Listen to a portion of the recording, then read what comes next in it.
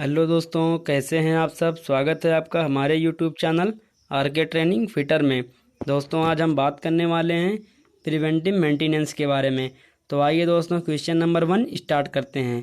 Question number 1 में हमारा पूछा गया है basic tool in work study, यानी कि कार्य अध्ययन में प्रयुक्त जो बेसिक टूल होता है वो कौन सा होता है। तो जी हाँ दोस्तों, जो हमारा वर्क स्टडी में बेसिक टूल होता है वो हमारा होता है स्टॉप वॉच।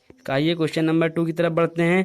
तो 2 में पूछा गया है हमारा पीपीई मीन्स। जी हाँ दोस्तों, ये पीपीई हमारा होता है, ये हमारा पर्सनल प्रोटेक्टिव इक्विपमेंट होता है। दोस्तों, पर्सनल प्रोटेक्टिव इक्विपमेंट हमारे जो होते हैं वो हमारे स्वयं सुरक्षा उपकरण होते हैं। जैसे हमारा हेलमेट हो गया, एयरफोन हो गया, लेदर शूज और हमारे एप्रन ग्लव्स ETC। ठीक है दोस्तों, इसके बाद हम बात करते हैं क्वेश्चन नंबर 3 की। तो पूछा गया है the strategy that involve production of amount demands at any given time, किस समय में मांग की मात्रा के उत्पादन की नीति में होती है। तो दोस्तों, हमारे जो ये चेज स्ट्रेटजी होती है, यानी पीछा करने की हमारी जो नीति होती है वो हमारी किसी समय में मांग की मात्रा के उत्पादन की नीति पर आधारित होती है। इसके बाद दोस्तों, क्वेश्चन नंबर 4 की बात करते हैं। तो पूछा गया है विच of the following material handling device are used for movement of material in a fixed route and fixed area of operation।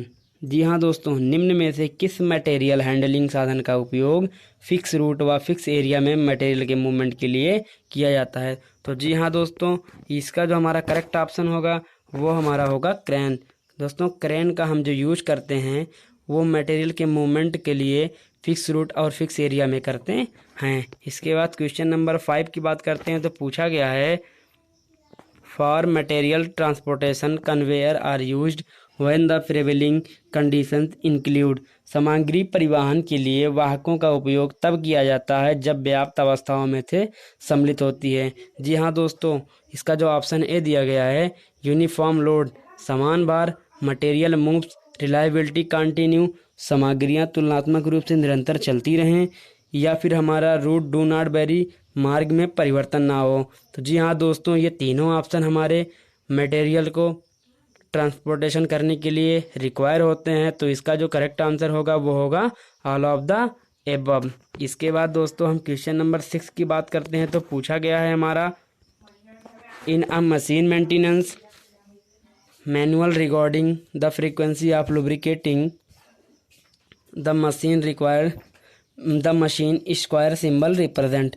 जी हाँ दोस्तों, मशीन अनुरक्षण नियमावली में मशीन को चिकना निरंतरता के संबंध में स्क्वायर चिन्ह किसको रिप्रेजेंट करता है। तो दोस्तों, हमारा जो स्क्वायर सिंबल होता है वो हमारे मंथली लुब्रिकेंट को या लुब्रिकेट को रिप्रेजेंट करता है। इसके बाद दोस्तों, क्वेश्चन नंबर 7 की बात करते हैं। तो पूछा गया है preventive maintenance of machine involve. जो हमारा ये प्रिवेंटिव मशीन मेंटेनेंस होता है इसमें हमारे कौन कौन से उपाय होते हैं। तो दोस्तों, हमारा ये सर्विसिंग एंड ओवरहॉलिंग होता है, ये हमारे प्रिवेंटिव मेंटेनेंस के अंतर्गत आते हैं। इसके बाद क्वेश्चन नंबर 8 की बात करते हैं। तो पूछा गया है इन ABC एनालिसिस ए टाइप इन्वेंट्री रिप्रेजेंट। दोस्तों, हमारी जो ABC एनालिसिस होती है इसमें हमारी ए टाइप की इन्वेंट्री क्या रिप्रेजेंट करती है। तो दोस्तों, हमारी जो ए टाइप की इन्वेंट्री होती है ये हमारे हाई वैल्यू और लो वैल्यू को रिप्रेजेंट करती है। इसके बाद क्वेश्चन नंबर 9 की बात करते हैं। तो पूछा गया है routing is essential in the following type of industry.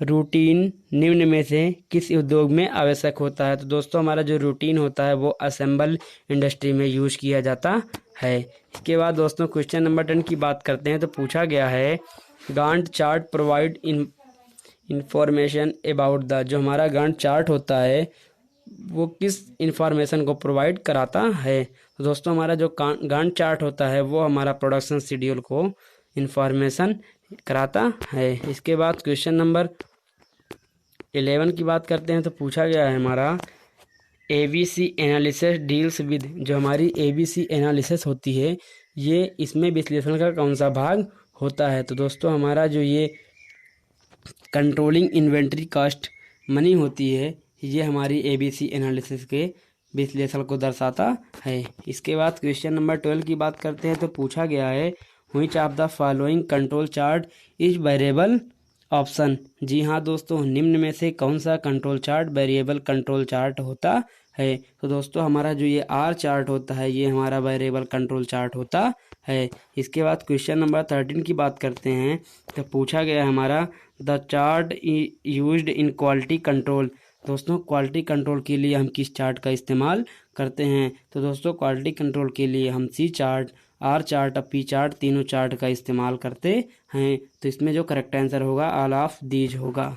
इसके बाद दोस्तों क्वेश्चन नंबर 14 की बात करते हैं। तो पूछा गया है PERT has following time estimate. जो हमारा पर्ट होता है दोस्तों, पर्ट का हमारा जो फुल फॉर्म होता है वो होता है पार्ट इवैल्यूएशन रिव्यू टेक्निक। दोस्तों हमारी इंडस्ट्री में पर्ट का बहुत ही यूज किया जाता है।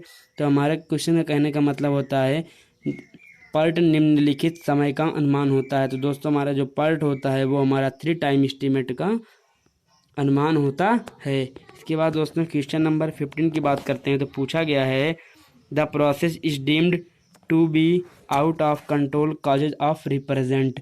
दोस्तों प्रक्रिया नियंत्रण से बाहर दिखाई देती है तो हमारे उसके कौन से कारण हो सकते हैं?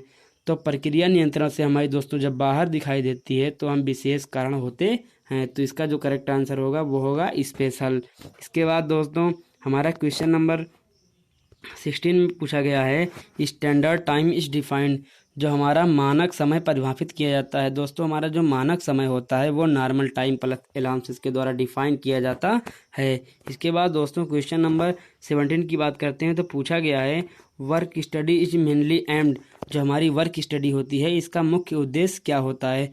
तो दोस्तों हमारी जो वर्क स्टडी होती है उसका जो मेन एम होता है वो होता है developing the standard method and standard time for job. इसके बाद दोस्तों क्वेश्चन नंबर 18 की बात करते हैं। तो पूछा गया है हमारा the work measurement is done by means.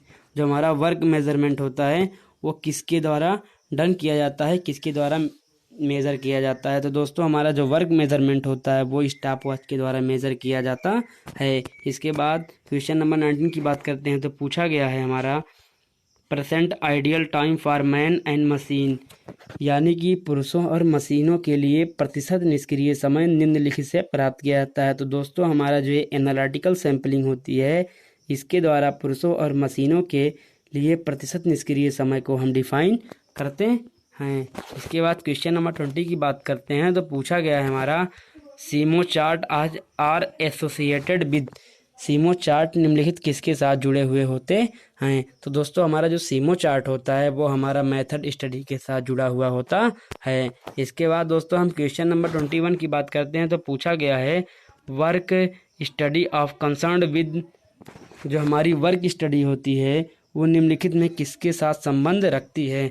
तो दोस्तों हमारा जो ये improving production planning and control होता है हमारी वर्क स्टडी इसी से जुड़ी होती है। इसके बाद क्वेश्चन नंबर 22 की बात करते हैं। तो पूछा गया है हमारा what is included in the work study.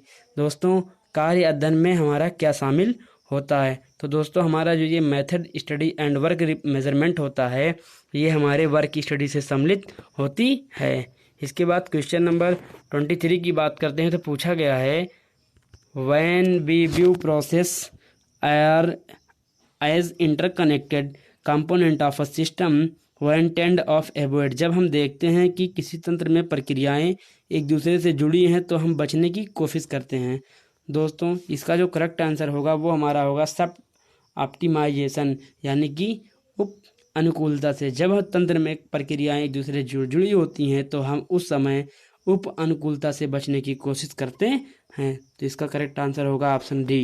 इसके बाद दोस्तों हम क्वेश्चन नंबर 24 की बात करते हैं। तो पूछा गया है हमारा टाइप्स ऑफ मेंटेनेंस, यानी कि मेंटेनेंस कितने प्रकार के होते हैं? तो दोस्तों हमारे जो मेंटेनेंस होते हैं वो हमारे 5 टाइप्स के होते हैं। इस प्रकार दोस्तों हमने प्रिवेंटिव मेंटेनेंस के सभी क्वेश्चंस को एक ही सीरीज में कन्वर्ट कर लिया है। और दोस्तों जितने भी हमारे क्वेश्चंस हैं ये हमारे DRDO, इसरो, टिब्बल ऑपरेटर, CTI एंट्रेंस में और ITI सेकेंड ईयर के मोस्ट इम्पॉर्टेंट क्वेश्चन हैं। दोस्तों अगर आपको ये वीडियो अच्छी लगे तो आप लाइक करें, सब्सक्राइब करें और शेयर करना ना भूलें।